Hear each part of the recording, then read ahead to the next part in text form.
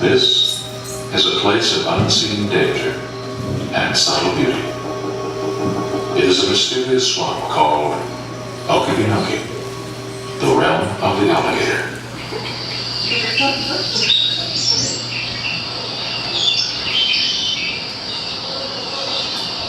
Okefenokee, a forbidding place once thought to harbor deadly diseases.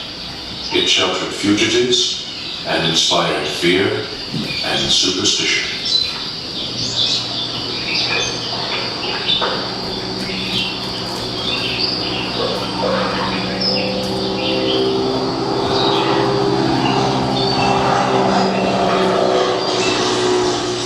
Today, Okefenokee Swamp is a well-known wildlife refuge.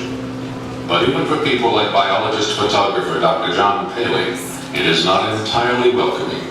Whenever I go back to Okefenokee now, I've got mixed feelings about it. From the air, when you go across it, it looks just so beautiful and so serene and so natural and so appealing. And yet, it can be a place of such contrasts that it seems almost as if man was never intended to be there for long.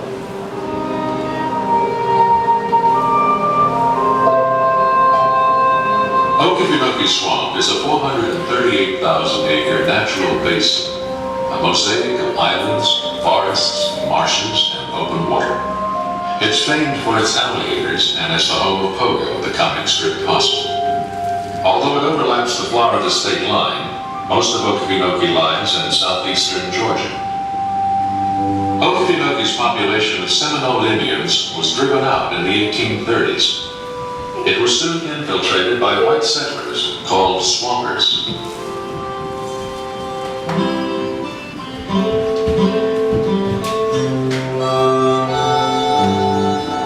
By the 1930s, the swampers were well established here, showing off alligator nests and eggs for visiting photographers.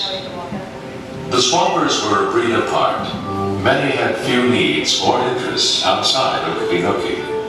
Those who knew them admired their simplicity and self-reliance.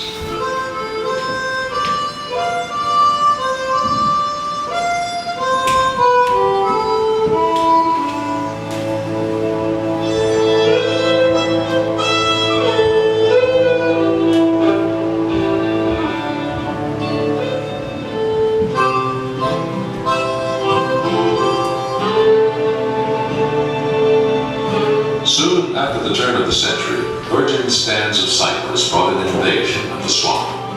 This and earlier schemes to build a ship canal through the swamp and even to drain it threatened to destroy Okefenokee. But much of Okefenokee's prime timber was cleared in less than 20 years. Soon the swampers were alone again.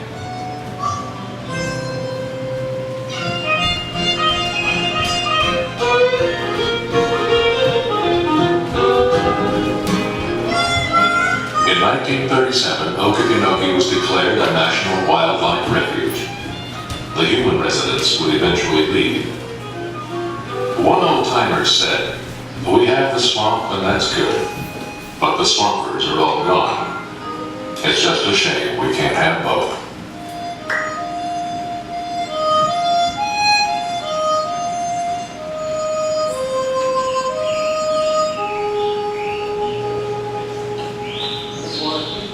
More than 50 years after they were abandoned, relics of the old logging camps can still be found.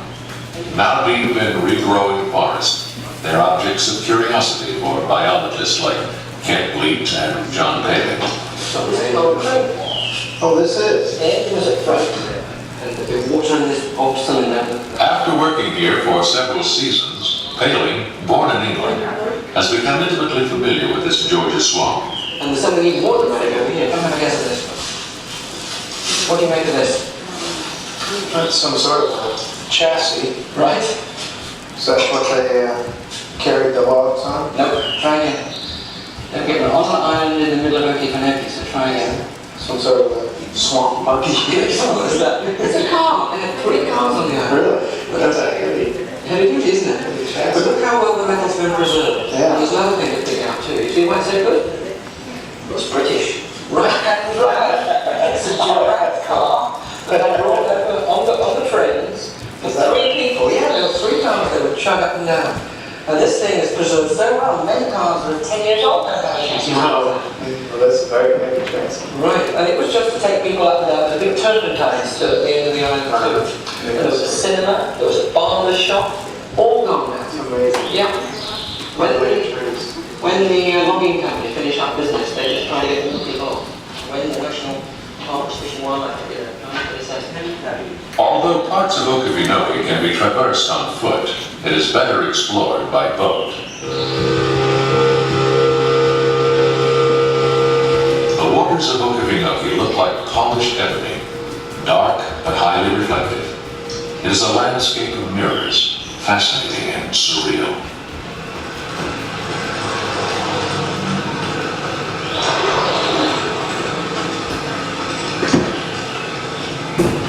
Kent Bleak is from the University of Florida. He's an expert on Okefenokee's most famous resident, the alligator.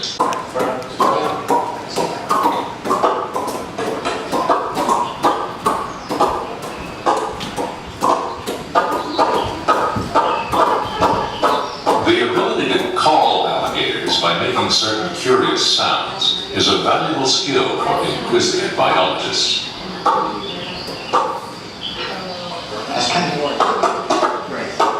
oh, hey. Do they have binocular vision? Can they see 3 dimensions? Only a little small fraction of their total visual field, just in front of their nose. Is Hey, not is it okay? No, it's fine. Wow. Is there something that's named for that? A number of aquatic animals have coloration around the eye like that. Hippopotamuses do. It might have something to do with magnifying light going into the eye, sort of a reverse of a football player putting black grease under the eye. To make them see better, in fact. So we're down? There he goes. Ah. How long will they stay underwater? They can stay under a good long time, and when they're resting in the afternoon, they go down for at least 15 minutes. Right. Is that okay? Look. Yeah. In the wintertime, they may stay down for days, nobody knows. Day and days. I mean, they're really, what, they hibernate? Well, yeah, in the sense it is a hibernation. Their metabolism slows down so much when they're that cold that they just require almost no oxygen. And they don't eat, obviously. No, they don't eat for several months during the winter. I think the average member of the public that comes to a given and sees an alligator thinks they're really alive in prehistory. Back in the age of the reptiles.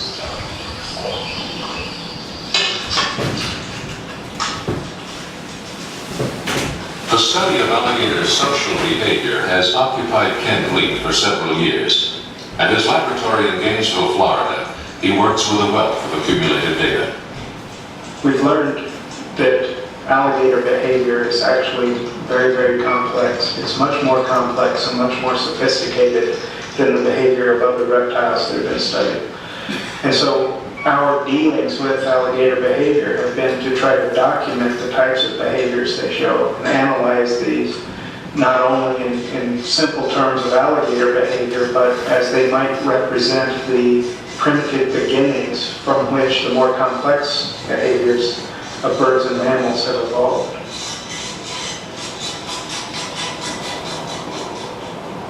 Most of Kent's observations have been made at the St. Augustine Alligator Farm. Several hundred alligators are on display here for the enlightenment of tourists.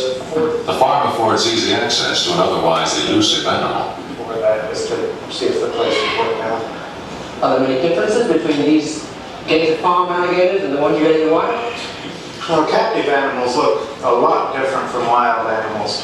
The most noticeable difference is that the head of a captive animal is much broader. You don't have this beautiful elongated snout. That's because captive animals spend so much time on land basking. And at least in old animals like these, the head weighs so much that it just tends to flatten itself out over the years. It spreads out, becomes much broader. Is that also squeezes the teeth out too? Is that Yeah, they're very toothy animals. Also, all the scales on their back are worn down, much more so than a wild animal would be. And that's just because these animals live in very high densities on farms and they crawl over each other and just kind of buff each other down all the time.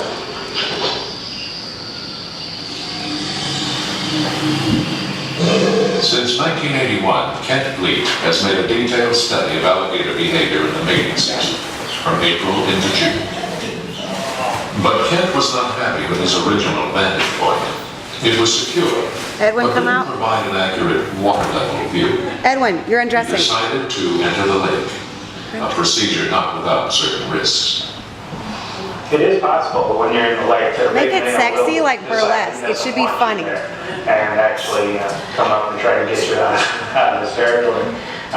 We've had very few problems when I was swimming in the lake, but there's always the potential for an alligator getting a hold of you and doing some real damage. Kent has found that alligators here at the farm are fairly harmless, especially during mating season. And to increase his knowledge, he puts this opinion to a highly meaningful test.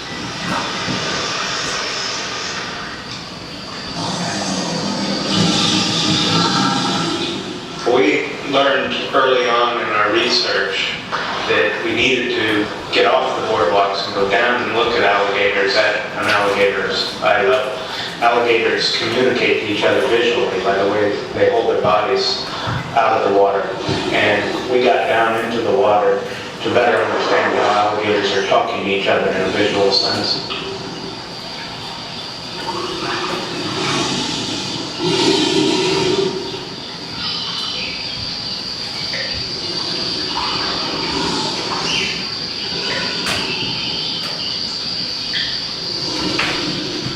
Kent has taken a lot of kidding about being up to his eyebrows in alligators and seeing eye to eye with his study subjects. But he feels that because he can understand an alligator's body language, he can ward off trouble before it becomes a real threat.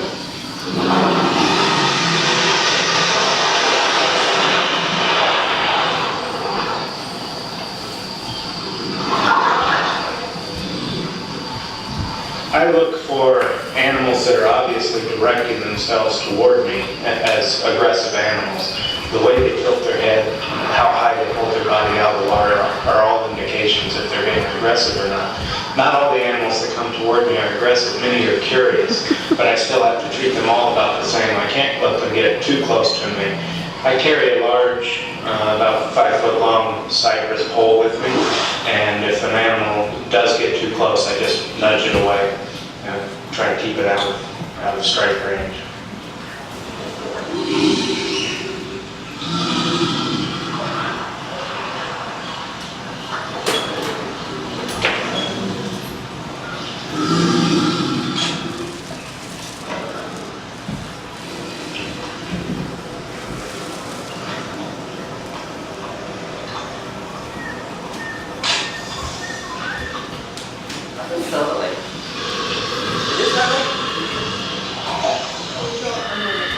The meaning, if any, of an alligator's impressive yawn is not understood.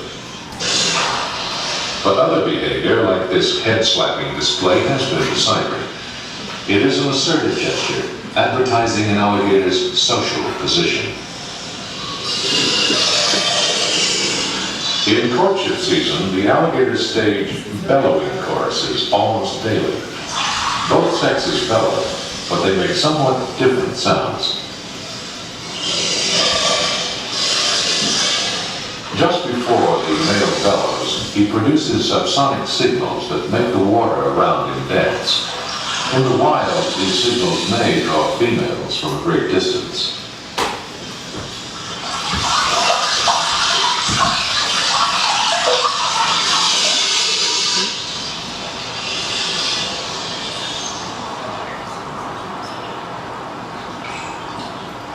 Courtship is a quiet and oddly tender process that Kent has sometimes been able to witness at close quarters. Courtship is usually initiated by one animal swimming slowly up to another. And this is a very important stage of courtship because they have to communicate to each animal that they have non-aggressive intentions. And secondly, they go into a period of touching one another along the face and neck. And they really orient each other to each other's head and neck. In the third phase of courtship, these touching behaviors become more exaggerated and the animals start pressing each other down underwater. And these are real tests of strength between the two animals.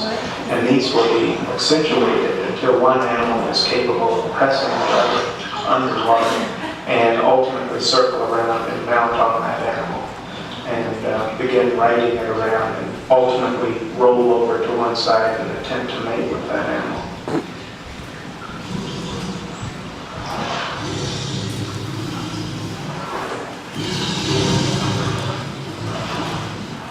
However they behave, alligators have reproduced quite successfully in Okefenokee.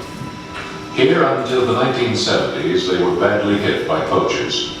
Now, stiff laws protect a population that has grown to about 12,000. Bubbling gases are like the heartbeat of Okefenokee.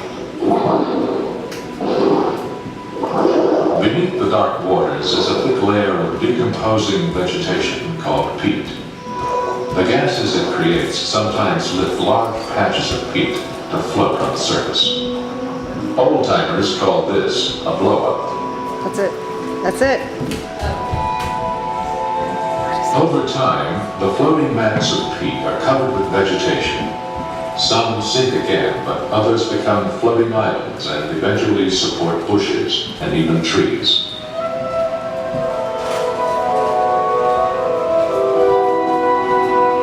Ultimately, the trees take root and new land is created. Small wooded islands, known locally as houses.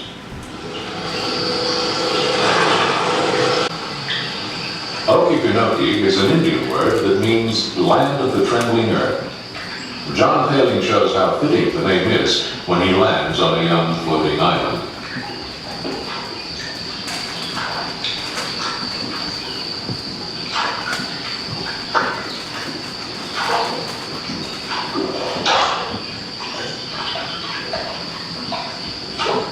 I actually enjoy walking on trembling earth, if I admit it. It's one of these strange experiences like walking on a bowl of jelly.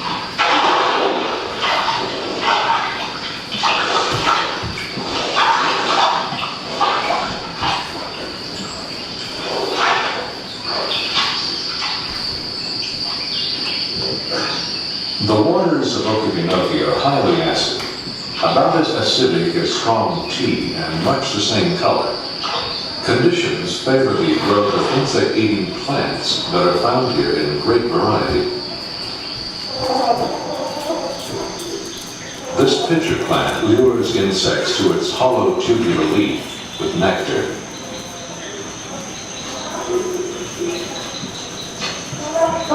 Once inside, few insects escape.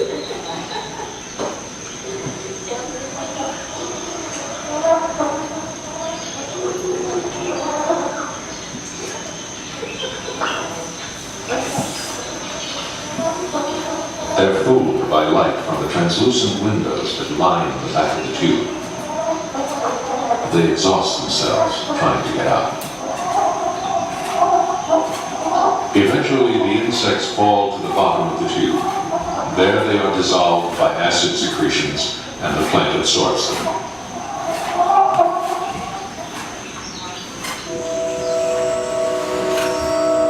Another deadly attraction is the sundew. Its leaves are adorned with brightly colored stalks tipped with shiny droplets, apparently a sweet meal for passing insects.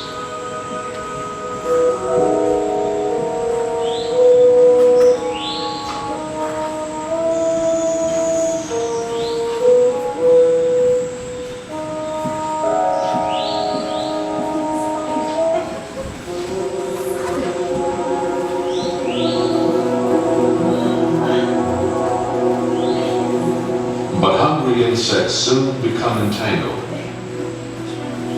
Escape is impossible when the plant finally closes to digest its victim.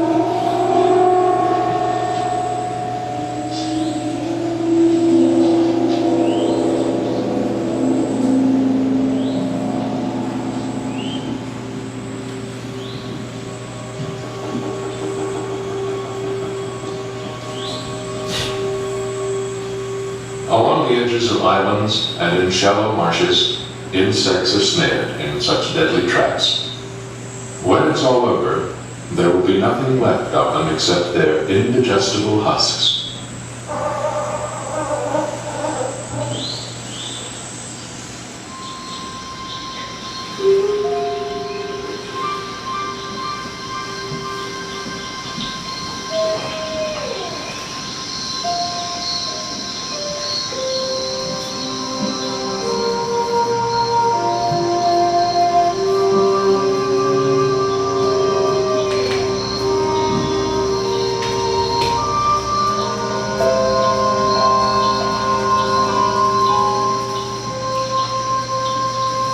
As night falls, Okefeenokee's gloom and its grandeur deepen.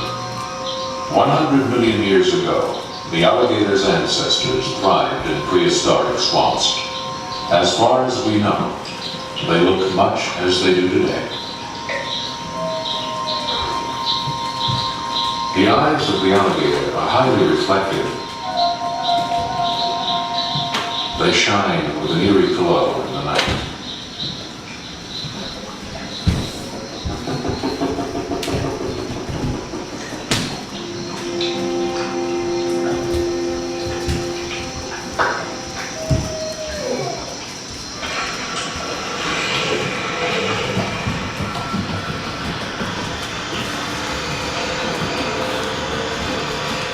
John Paling and Kent Wheat conduct a nighttime search for baby alligators. Disturbing alligators here in the refuge is strictly outlawed. Even scientists like Wheat need special permission just to touch one.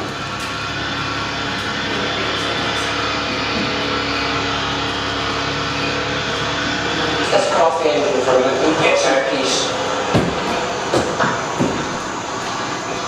Wow, there's a difference, isn't it? It's all beautiful.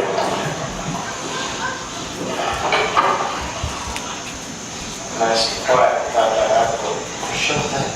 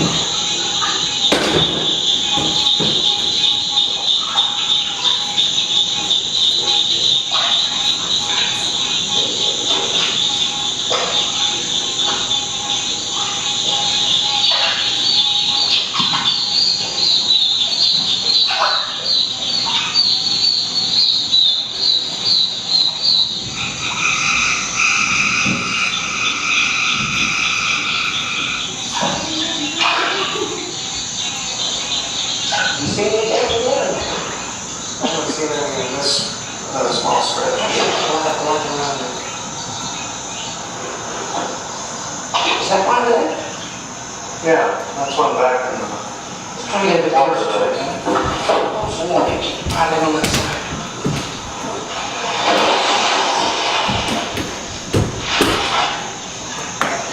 No, not yet.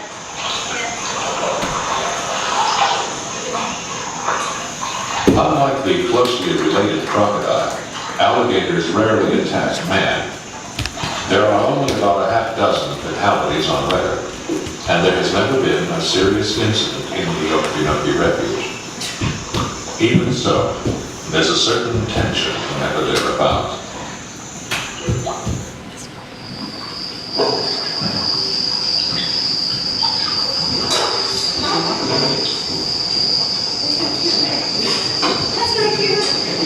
I found it in the back.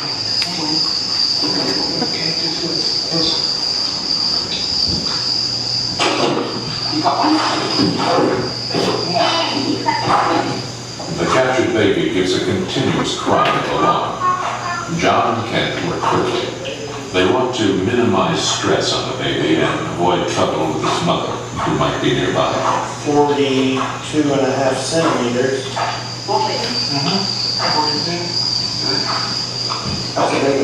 It's just at 200 grams. Watch it, watch it, watch it, watch it. It's really cool. It's going to the baby. And the baby's just continually talking.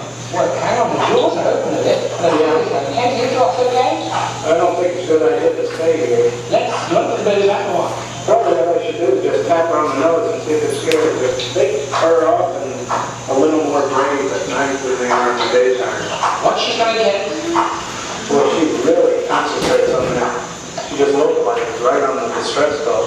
I think I better push her off. A little too close. No, don't give the baby yet. Not safe. No. How about putting the baby back? I think that's the best idea. Yeah, we're definitely at a disadvantage.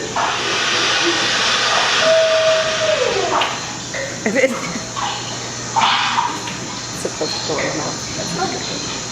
So Kent builds a record of alligator growth in different areas. Go down, like Females Melissa. grow to an average of 7 to 8 Look at feet, Melissa. while males may be up to 14 feet and weigh 150 pounds.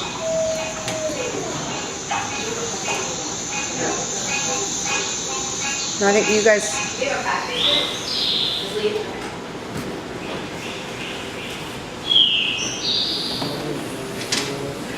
Not all of Okefenoke's wonders are found in the marshes. John Paling explores a pine forest in search of the red-cockaded woodpecker. The birds are endangered and difficult to find. They live in groups of 3 or more, and each of these so-called clans requires about 200 acres of home range. This small woodpecker, only 7 inches in length, has become famous for its finicky habits. It will only make holes in old pine trees that are usually infected by a certain disease, red-heart fungus. The fungus softens the tree's inner core, making the woodpecker's work easier.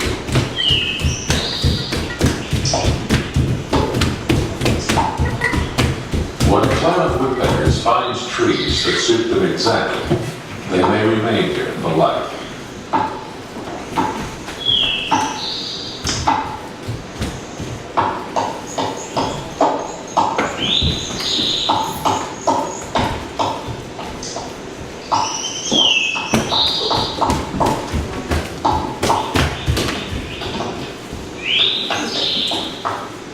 The woodpeckers keep busy, however, carrying out a fascinating scheme for survival. They constantly make fresh holes in the trees, causing them to exude a thick coating of resin. It's a sharp and smelly substance, the main ingredient of turpentine.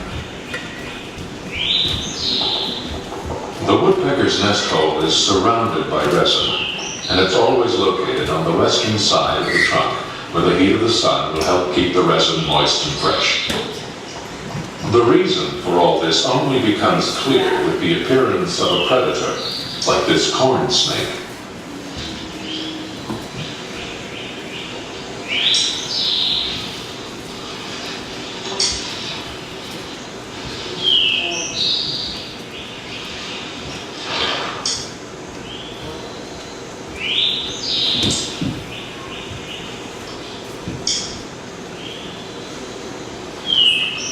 Sometimes the snake can be an amazing tree climber. It can climb straight up and reach bird nests 30 feet above the ground.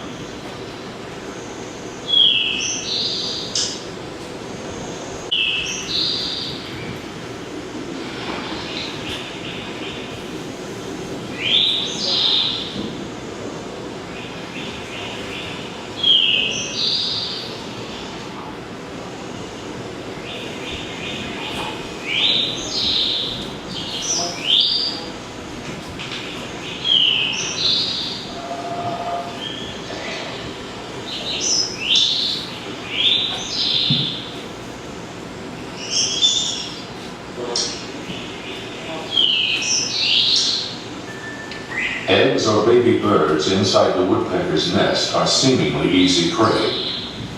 But now the resin comes into play. To the snake, it's a powerful irritant. Frequently, it stops the snake entirely. Even if the snake persists, it still tries to avoid contact with the resin. Often the snake ends up retreating the hard way.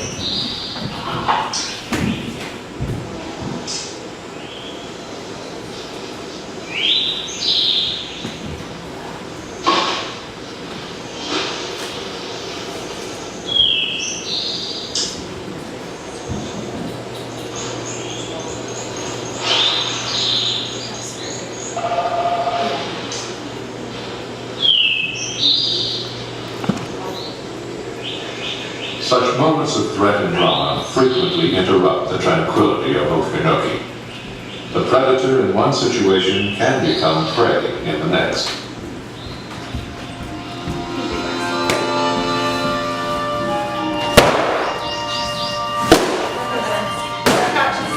I know. It's hard to hear. So it's not it's the big ones.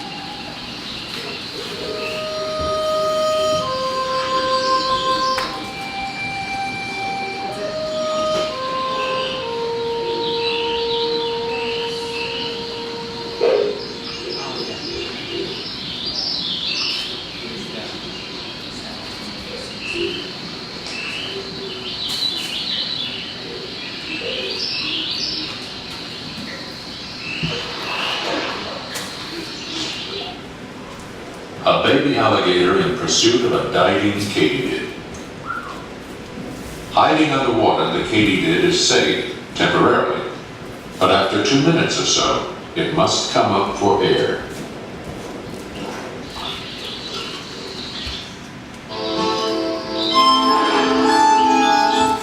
And guard over the turtle eggs as well as her own.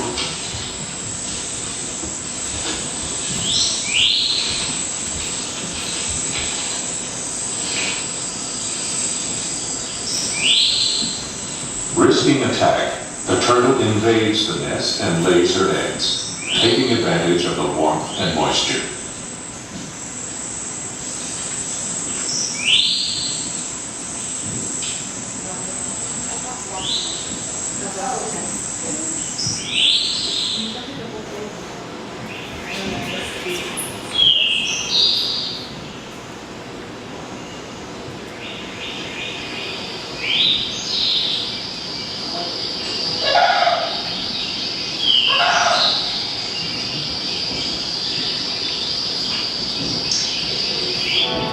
The female turtle has done her part.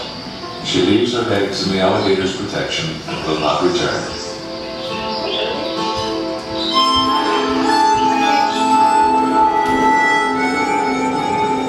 For otters, turtles are handy and long-suffering playmates.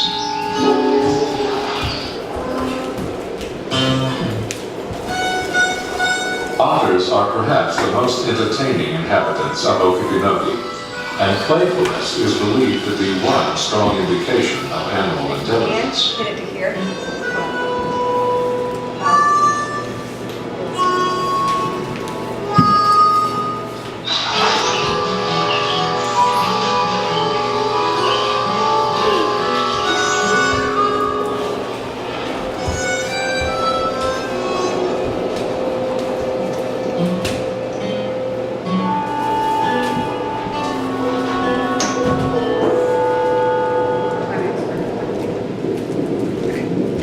Violent thunderstorms often rake Okefenokee in summer, and during a dry period, lightning can set the swamp ablaze.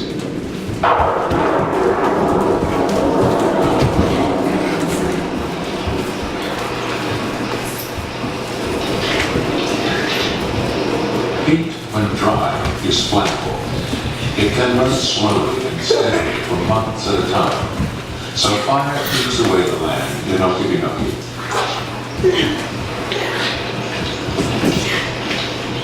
Let's make a circle. You are? Edmund, circle. That's Sophia, you're recovering. Scientists think such fires may serve to revitalize the swamp, creating hollows where new ponds and lakes form. Edmund, crawl over. Edmund, crawl over. Okay, come back.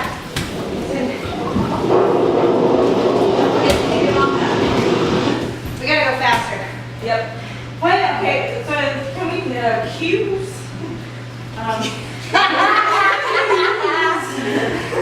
Cues. You. Like when